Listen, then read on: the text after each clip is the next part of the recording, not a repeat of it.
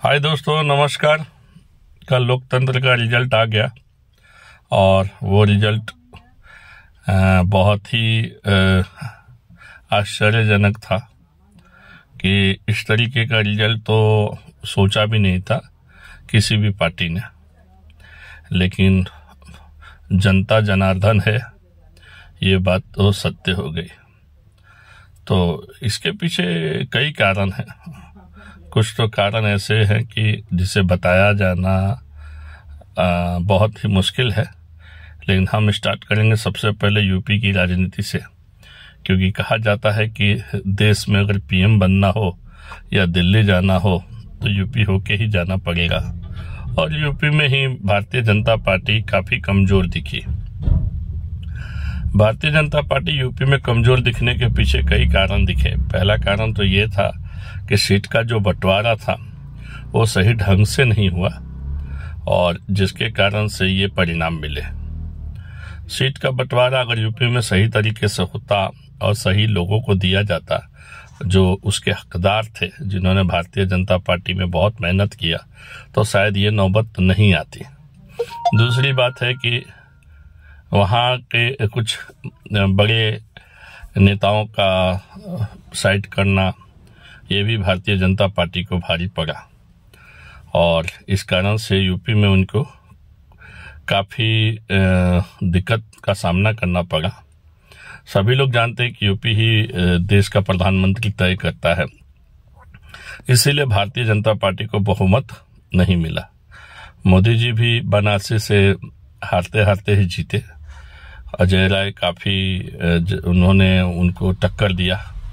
जहाँ पे भारतीय जनता पार्टी का गढ़ है, वहाँ पे भी भारतीय जनता पार्टी को तकलीफ हुई। तो कहने का मतलब है कि अगर सीट का बंटवारा ठीक से नहीं किया गया हो तो सरकार किसी की भी गिर सकती है, बन सकती है।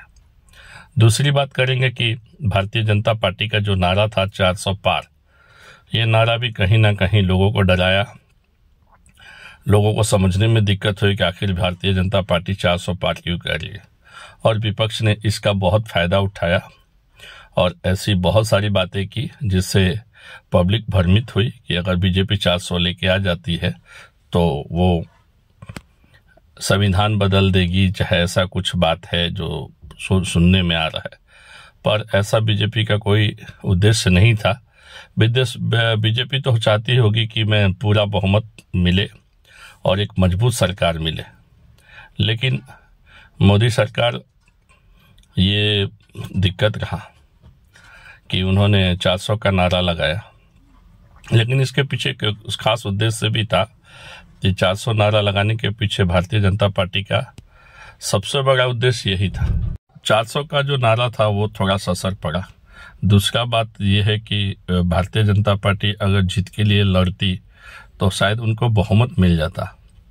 बहुमत मत नहीं मिलने के कारण क्या है, कहीं ना कहीं जो एनडीए थी उसमें भी लोगों को डर था कि अगर भारतीय जनता पार्टी अगर 400 लेकर आती है तो हो सकता है एनडीए को तकलीफ हो। तो इसीलिए भारतीय जनता पार्टी को 400 लाने के लिए भी रोका गया। उसके बहुत सारे समीकरण मिलते जुलते हैं जहां पे बीजेपी के खिलाफ निर्दलीयों को खड़ा किया गया और जिस कारण से निर्दलीय जो गेम बिगाड़े, ना बीजेपी की सीट आई ना निर्दलीय जीते और तीसरे पक्ष को फायदा हुआ। तो ऐसी बहुत सारी जगह पे हमने देखा कि इस चुनाव में काफी ये था। दूसरी बात थी कि भारतीय जनता पार्टी का कॉन्फिडेंस लोगों पे छाया रहा कि अब तो भारतीय जनता पार्टी जीत गई है, जिसके चलते थोड़ी वोटिंग भी कम हुई और गर्मी भी इसका बहुत बड़ा योगदान था।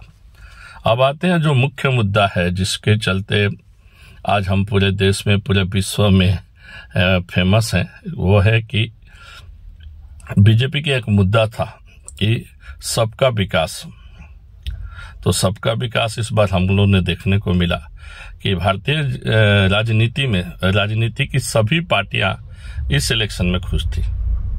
चाहे वो आम आदमी पार्टी हो, चाहे वो मुलायम जी की पार्टी हो, चाहे वो कांग्रेस की सरकार हो, चाहे नायडू की हो, चाहे जितनी भी बड़ी पार्टियां हैं, सभी खुश थे। कारण सबको सीट मिला, जनता जनार्दन ने सबको मौका दिए और सभी लोग इसमें त्योहार की तरह मनाए। दूसरी बात थी कि सबसे खास बात जो हर इलेक्शन में देखने को मिलता था कि किसी की हार हो या किसी की जीत हो तो ईवीएम मशीन पे बहुत ही इल्ज़ाम लगाए जाते थे। वो इल्ज़ाम जो है इस बार देखने को नहीं मिला। किसी पार्टी ने ये नहीं कहा कि ईवीएम में हैकिंग की गई, ईवीएम में फेरबदल किया गया, ईवीएम ने लूट लिया, ईवीएम हटाओ। यहाँ तक कि राहुल गांधी का भी हमने और सुनिए, राहुल गांधी का और मेनका गांधी का और सोनिया गांधी का भी ऐसा कोई स्टेटमेंट नहीं है जिसके चलते ईवीएम पे शक खाया जा सकता है। तो ये बात तो तय हो गई कि ईवीएम जो है वो पहले भी सही काम करती थी, आज भी सही काम कर रही है और आगे भी सही काम करती रहेगी। तो मेरा इशारा आप समझ सकते हैं कि मैं एक राजनीति विशेषज्ञ होने के नाते मैं क्या, ईवीएम में किसी ने कोई शिकायत नहीं की। ये बहुत बड़ी बात है कि भारत के लोकतंत्र में हर इलेक्शन में, चाहे वो किसी भी इलेक्शन में ईवीएम को लेकर बहुत बोला जाता था, लेकिन इस बार ईवीएम को लेके किसी पार्टी ने कोई स्टेटमेंट नहीं किया। चलो अच्छी बात है, ये अब किसी को कोई बहाना नहीं मिलेगा। यहाँ तक अरविंद केजरीवाल भी नहीं बोले ईवीएम के बारे में। उनसे आशा थी कि वो शायद ईवीएम के बारे में बोलेंगे, लेकिन उन्होंने भी नहीं बोला। अगर बीजेपी को वोट आती है तो सभी लोग ये कहते हैं कि ईवीएम में छेड़खानी की, ईवीएम हैक कर लिया गया, ईवीएम ये हुआ, ईवीएम ये हुआ। लेकिन अगर बीजेपी हारती है तो किसी का भी मुंह नहीं खुलता है। मैं ये नहीं कहना चाहता कि बीजेपी, कांग्रेस, चाहे आम आदमी पार्टी, चाहे राष्ट्रीय जनता दल, ऐसा कुछ मैं कहना नहीं चाहता था। मेरा कहना चाहता है कि आप लोगों को अगर जनता जनार्दन नहीं चाहेगी तो नहीं वोट देगी, तो आप किसी ईवीएम की बुराई मत किया करें, किसी मशीन की बुराई मत किया करें, किसी प्रोसेस का बुराई न किया करें, अपनी हार एक्सेप्ट किया करें। जिस तरीके से बीजेपी इस बार कम बहुमत भी नहीं ला पाई है, उसी तरीके से आप भी एक्सेप्ट करें कि हमको जनता जनार्दन ने लाइक नहीं किया, पसंद नहीं किया।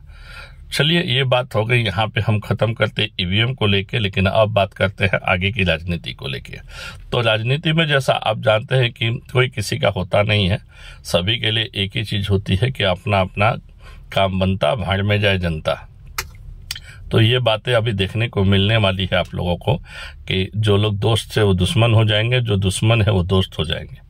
तो हो सकता है कि इस बार के इलेक्शन में सरकार में कुछ चेंजेस आए और लोग डिमांड भी करें, और इसका नतीजा सबको भुगतना भी पड़ेगा। ऐसी बात नहीं है, क्योंकि अगर पूरी तरीके से सरकार नहीं आती है तो सरकार अपना काम ठीक सहन से नहीं कर पाती है, और बहुमत पूरी तरीके से न मिलने के कारण सरकार को हमेशा हर निर्णय लेने से पहले 10 बार सोचना पड़ता है। तो जो ये 5 साल आगे के जो 5 साल थे बहुत टफ रहेगा बीजेपी के लिए, भारतीय जनता पार्टी के लिए। लेकिन मेरा कहना होगा कि इस बार सभी राज्यों से जब उनको थोड़ी थोड़ी जो नुकसान हुआ है उसकी भरपाई करनी पड़ेगी, उनको मेहनत करना पड़ेगा। और जहां तक हो सके कि राज्य की सरकारों को भी अनदेखा ना करें भारतीय जनता पार्टी, राज्य के सरकारों को भी ध्यान दें, उनके हिसाब से ही सीट का बंटवारा करें। मेरा इशारा समझ में आ रहा, मेरा वीडियो जो लोग भी देख रहे हैं, कि भाई राज्य सरकार को अगर आप अवॉइड करके अपना लिस्ट बनाते हो और इलेक्शंस में उनको सीट देते हो तो इसका असर आपको पड़ेगा। तो दोस्तों, भारतीय जनता पार्टी, आम आदमी पार्टी, कांग्रेस पार्टी, इन सभी पार्टियों से मेरा अनुरोध है कि देश को सही तरीके से चलाएं, अच्छा तरीके से चलाएं। जनता जनार्दन ने तो किसी को नाराज नहीं किया, किसी भी एक पार्टी को नाराज नहीं किया। जिन्होंने जितनी मेहनत की उतना हम लोगों ने आपको हक दिया। तो आने वाले समय में मैं यही बोलूँगा कि ध्यान रखें, अच्छा से काम करें। अगर अगली बार कोई भी सरकार अपनी मनमानी करने की कोशिश करेगी तो जनता जनार्दन उन्हें रिमूव कर देगी। लेकिन ठीक है, अभी और भी विकास करना बाकी है और सभी को ध्यान रखना चाहिए आगे के इलेक्शन के लिए। अगला अपडेट आएगा तो मैं आपको फिर से लाइव आऊँगा।